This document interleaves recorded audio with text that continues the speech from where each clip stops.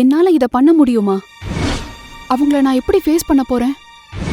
இந்த பிரச்சனையை எப்படி சமாளிக்கிறது அப்படின்னு உங்க மேலேயே உங்களுக்கு சந்தேகம் வரும்போது இந்த கதையை தேடி பிடிச்சு கேளுங்க.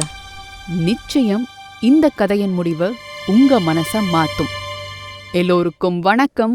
நான் உங்கள் திவ்யதர்ஷினி.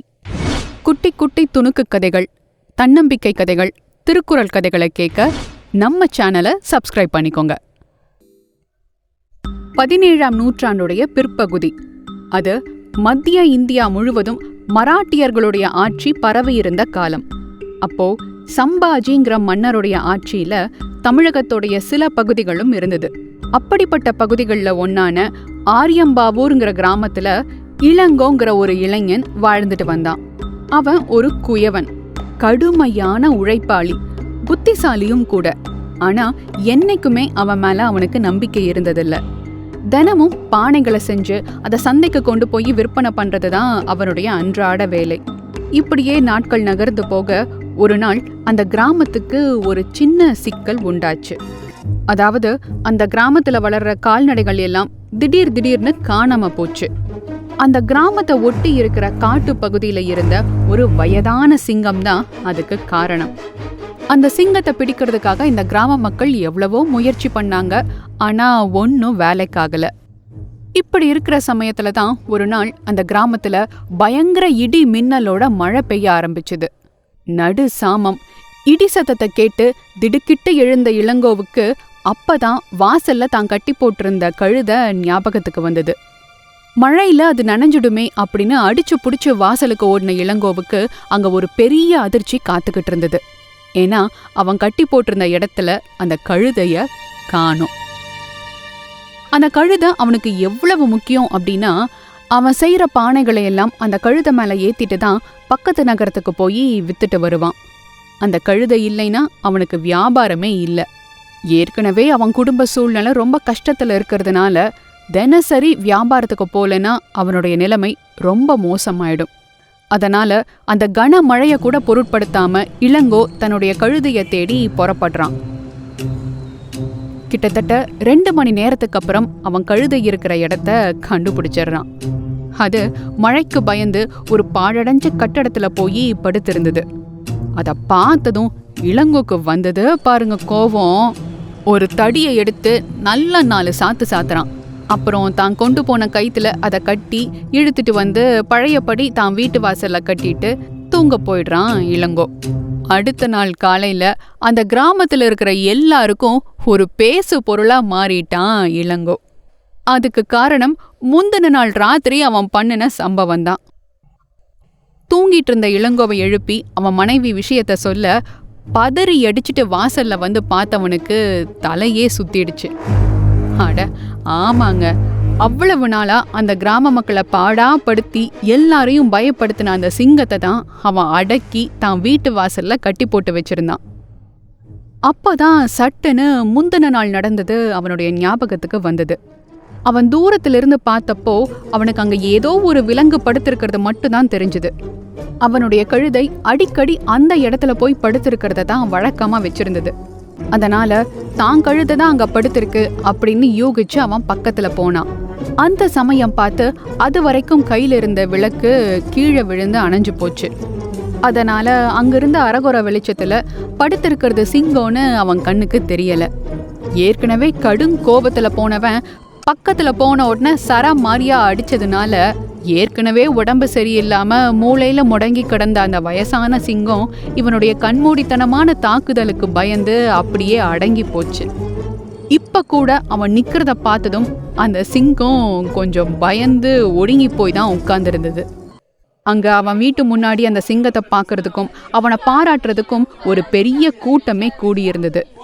ஒரு சாதாரண மண்பாண்டம் செய்யற இளைஞன் வெறும் கையாலேயே ஒரு சிங்கத்தை அடக்கிட்டான் அப்படிங்கிற விஷயம் அந்த நாடு முழுசும் காட்டுத்தீ மாதிரி பரவ ஆரம்பிச்சுது.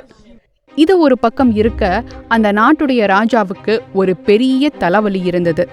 அதாவது அந்த நாட்டுக்கு இப்ப கொஞ்ச நாளா பக்கத்து நாடான நந்தாபுரத்துடைய அரசன் கிட்ட இருந்து குடைச்சல் வந்துகிட்டே இருந்தது. ஒரு காலத்துல என்னவோ 2 அரசர்களும் நண்பர்களா இருந்தவங்க தான்.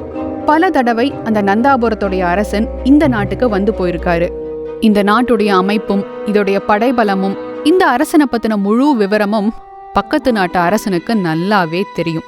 பத்தாததுக்கு இந்த நாட்டு படையின் சேனாதிபதி எதிரி நாட்டு மன்னன் கிட்ட இருந்து காசை வாங்கிட்டு தகுதியே இல்லாதவங்களையெல்லாம் படையில சேர்த்திருந்தாரு. போர் ஆரம்பிக்கிற நேரத்துல உடனே இங்கிருந்து போய் எதிரி நாட்டு மன்னன் படையில சேர்ந்துட்டா சேனாதிபதி இல்லாம தகுதியான வீரர்கள் இல்லாம இந்த நாட்டு மன்னன் போர்ல தோத்து போயிடுவாங்கிறது தான் அவங்க திட்டமாவே இருந்தது. இவங்க திட்டம் எல்லாத்தையுமே மன்னன் தெரிஞ்சுக்கிட்டாலும் அந்த சேனாதிபதி மேல எந்த ஒரு நடவடிக்கையும் எடுக்க முடியல. ஏன்னா இப்போ இவனை தண்டிச்சா எதிரி நாட்டு மன்னனுக்கு விஷயம் தெரிஞ்சு அவன் உடனே படையெடுத்து வர வாய்ப்பு இருக்கு. படைபலம் இல்லாத இந்த நேரத்துல போர் வந்தா அது ஆபத்து, அவங்க கண்டிப்பா தோத்துருவாங்க அப்படின்னு மந்திரி சொன்னதுனால மன்னன் அமைதியா இருந்தாரு. இப்போ புது சேனாதிபதியை நியமனம் பண்ணணும், படைபலத்தை அதிகரிக்கணும், அப்பதான் இந்த போர்ல தாக்கு பிடிக்க முடியும். ஆனா இப்ப அதுக்கெல்லாம் அவர்கிட்ட அவகாசம் இல்ல. இப்படிப்பட்ட இக்கட்டான சூழ்நிலையில மன்னன் இருந்த போதுதான் இளங்கோவை பத்தி கேள்விப்படுறாரு.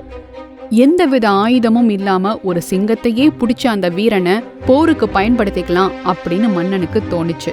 உடனே இளங்கோவுக்கு தகவல் சொல்லி அனுப்பப்பட்டு அவன் அரசர் முன்னாடி ஆஜராகணும் அப்படின்னு சொல்லப்பட்டுச்சு. இத கேட்ட நம்ம இளங்கோ பதட்டமாயிடுறான்.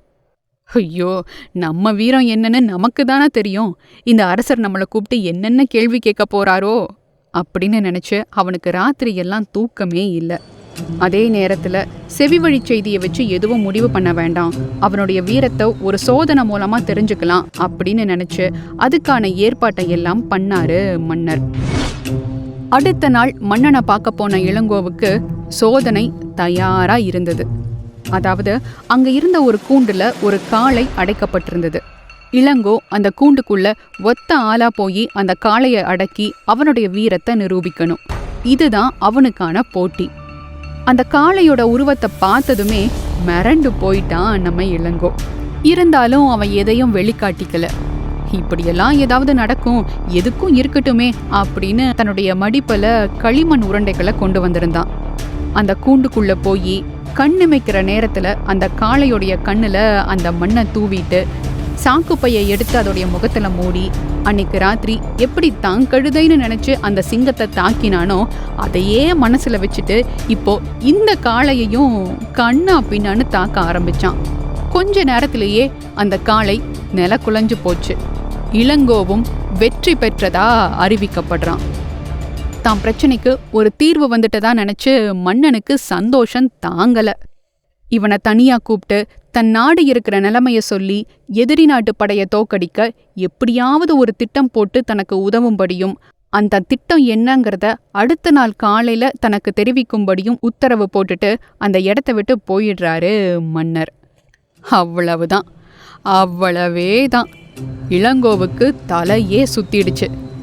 அடே, நான் ஒரு சாதாரண குயவன்டா, ஏதோ குருட்டாம்போக்கில் ஒரு வயசான சிங்கத்தை அடிச்சிட்டேன், அதை ஒரு விஷயமா நினைச்சு என்னை ஒரு பெரிய மனுஷனாக்குனாங்க. அப்புறம் இந்த மன்னனுக்கு பயந்து இந்த காளைய மண்ணை தூவி அடிச்சேன். இதையெல்லாம் வச்சு என்னை போருக்கு கூப்பிட்டா என்னடா நியாயம் அப்படின்னு இளங்கோ யோசிச்சுட்டு இருந்த அதே நேரத்துல எதிரி நாட்டு மன்னனுக்கு இங்க நடக்கிற கூத்தெல்லாம் தெரிய வர இதுதான் தக்க சமயம் அப்படின்னு முடிவு பண்ண அவன் தாம் போருக்கு வரதா அறிவிப்பு விடுக்கிறான். இங்கேயும் இளங்கோ இருக்கிற தைரியத்துல போர் அறிவிப்பை ஏத்துக்கிட்டு அதுக்கான ஆயத்த பணிகள் தொடங்கப்பட்டுச்சு. இத கேட்ட நம்ம இளங்கோவுக்கு எப்படி இருக்கும்? கொஞ்ச நேரம் என்ன பண்றதுன்னு தெரியாம அழுது புலம்பறான்.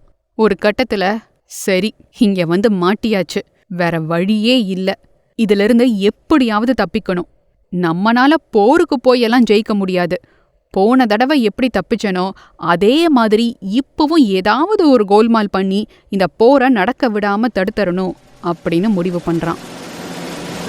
எதிரி நாட்டு மன்னனுக்கு ஒற்றன் வேலை பார்த்துக்கிட்டு இருக்கிற அந்த சேனாதிபதி இருப்பிடத்துக்கு ஒரு மந்திரிய கூட்டிட்டு போறான். வேணும்னே அந்த சேனாதிபதி காதுல படும்படியா இந்த மந்திரி கிட்ட பேச்சு கொடுக்கறான்.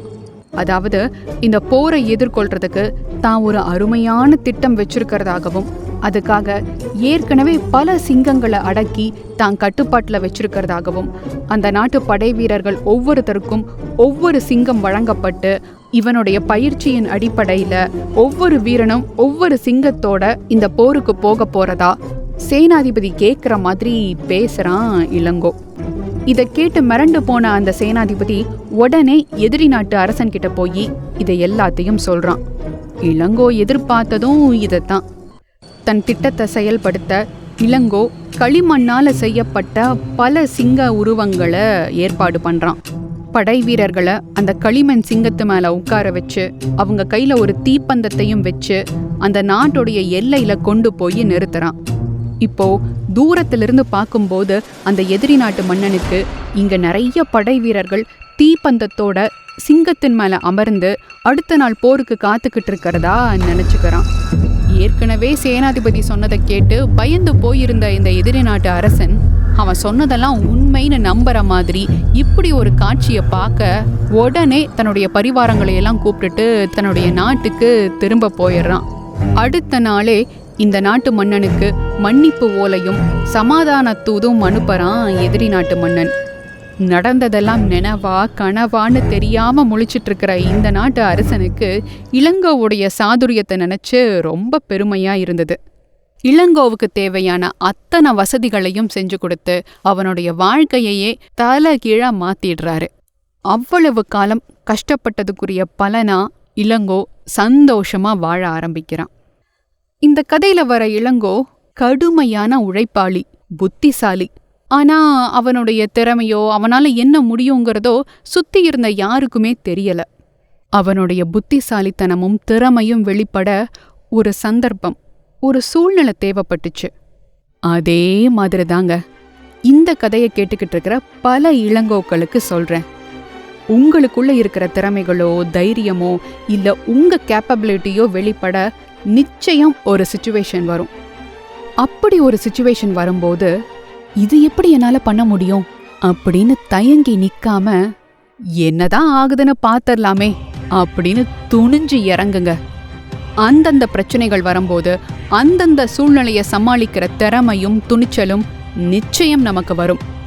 ஞாபகம் வச்சுக்கோங்க, உங்களால முடியாத எதையும் கடவுள் உங்களுக்கு கொடுக்க மாட்டாரு.